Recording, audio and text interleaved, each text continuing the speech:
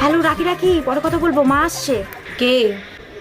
মানসী। মানসী বলবি না তাহলে? বললাম না, মানসী। তুইও জানিস আমিও জানি যে তুই মানুষের সাথে কথা বলছিলি না। না বললে জানবো কি করে? মা, ওর নাম রাহুল, আমরা এক কলেজেই পড়ি। বাড়ি কোথায়? বাড়ি বনগাঁয়। আমার সাথে কথা বলাবি না? তুমি সত্যি কথা বলবা? ও মা, বলবো না কেন?